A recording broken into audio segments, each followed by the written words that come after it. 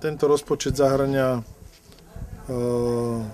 dá sa povedať, väčšinu požiadaviek, ktoré boli a ktoré nám určitým spôsobom dotvárajú alebo dotvoria ten ráz mesta. Okrem teda pokiaľ by sme sa bavili o investíciách, tak budeme určite dokončovať investície v cestnej infraštruktúre, budovaní chodníkov a parkovísk.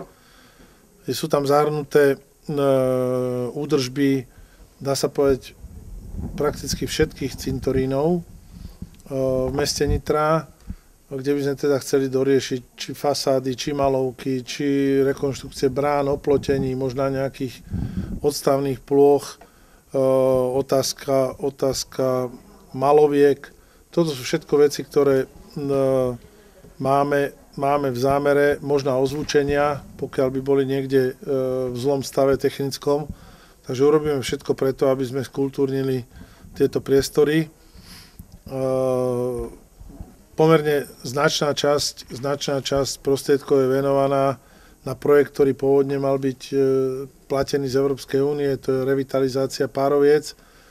To znamená revitalizácia Pároviec a vnútrobloky, hlavne opravy kanalizácií sú dosť podstatnou záležitosťou, dá sa povedať, v Starom meste, ale aj v ďalších častiach. Časť peňazí pôjde na spolufinancovanie projektov Európskej únie a vôbec na prípravu týchto projektov a na projektové dokumentácie.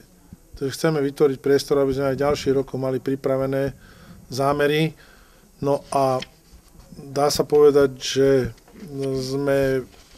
poslanci podporili v rozpočte značnú časť akcií, aj čo sa týka dovybavenia sídliska Chrenová. Tam sú také drobné rekonštrukcie, súvislé opravy.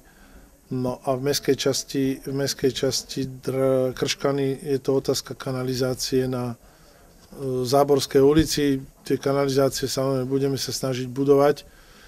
Pre nás je podstatné, že sme sa rozhodli dobudovať aspoň do určitej fázy útulok pre bezdomovcov vlastnými kapacitami, pretože nám nevyšiel projekt Európskej únie.